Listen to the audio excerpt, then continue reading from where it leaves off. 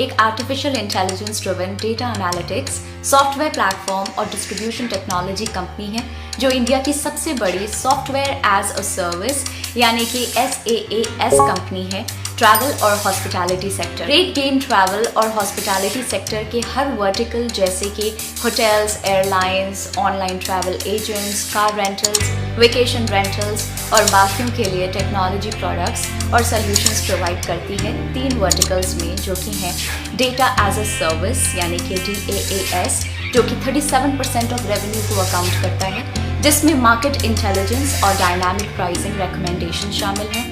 Then next आता है distribution, जो कि 49% ऑफ रेवेन्यू को अकाउंट करता है, जिसमें ये क्रिटिकल डेटा डिस्ट्रीब्यूशन करते हैं होटल ऑपरेशंस में, जैसे कि अवेलेबिलिटी, रिजर्वेशन एक्सेट्रा। और नेक्स्ट है मार्केटिंग टेक्नोलॉजी, जो कि 14% ऑफ रेवेन्यूज को अकाउंट करता है, जिसमें सोशल मीडिया और ऑनलाइन मार्केटिंग और एंगेजमेंट शामिल है। कंपनी का फाइनेंशियल ईयर 21 में 26% रेवेन्यू ट्रांजैक्शन बेस्ड प्रोडक्ट से आया था और 44% रेवेन्यू सब्सक्रिप्शन बेस्ड प्रोडक्ट से आया था।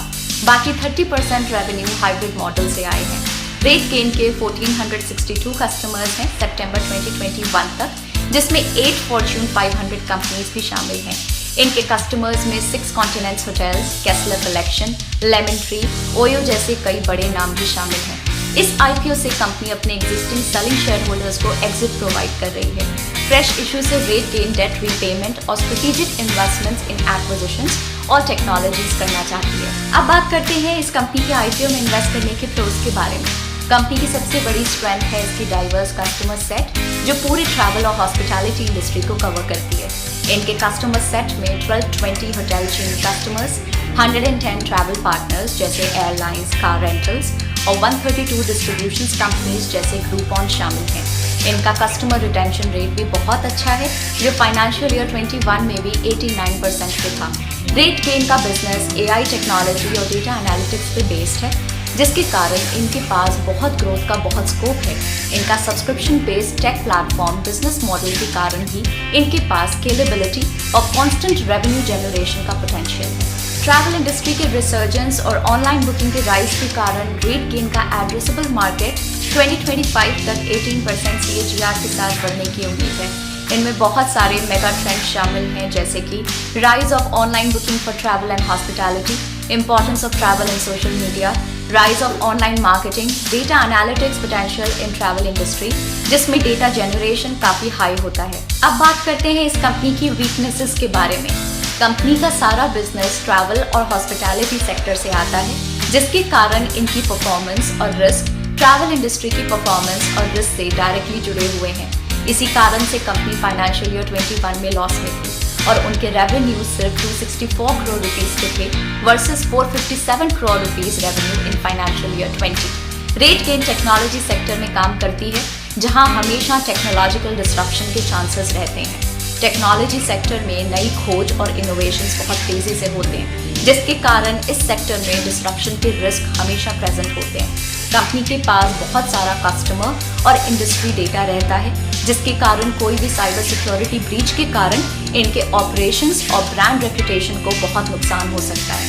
अब बात करते हैं इस कंपनी के फाइनेंशियल्स के बारे में। तो जैसे कि आप अपनी स्क्रीन पे देख सकते हैं, ये सारे फिगर्स क्रॉर्स में दिए गए हैं।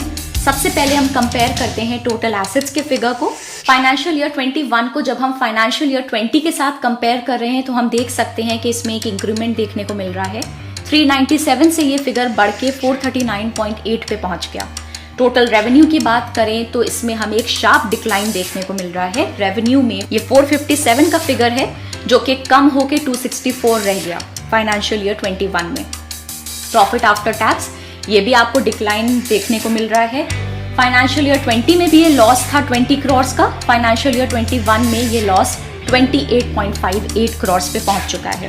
अगर हम रेशियोज की बात करें तो नेट प्रॉफिट मार्जिन -10.83% का है, ऑपरेटिंग प्रॉफिट मार्जिन -6.21% का है, अर्निंग पर शेयर कंपनी का -3.09 है, डेट टू इक्विटी रेशियो 0.75 है, करंट रेशियो 3.16 है। 2 साल का सेल्स CAGR -1.61% पे है। अब बात करते हैं इस IPO की डिटेल्स के बारे में। तो इस IPO की ओपनिंग डेट है 7 दिसंबर 2021 की और इसकी क्लोजिंग डेट है 9 दिसंबर 2021 की। और ये IPO लिस्ट हो रहा है 17 दिसंबर 2021 को। इस IPO का प्राइस बैंड है 405 से 425 रुपीज़ पर इक्विटी शेयर का और इसका एक मार्केट लॉट है 35 शेयर्स का। इस IPO का इशू साइज है 1335.74 करोड़ रुपीज़ का, जिसमें से फ्रेश इशू है 375 करोड़ का और ऑफर फॉर सेल है 960.74 करोड़ रुपीज़ का। हम आशा करते हैं आपको आज का ये वीडियो पसंद आया होगा और इस IPO के बारे में आपको कंप्लीट इन्फॉर्मेशन मिल गई होगी और आपने डिसाइड कर लिया होगा कि आप इस IPO में अप्लाई करना चाहते हैं या नहीं। हम ये आपको याद दिला दें कि वीडियो सिर्फ एजुकेशनल पर्पस के लिए हैं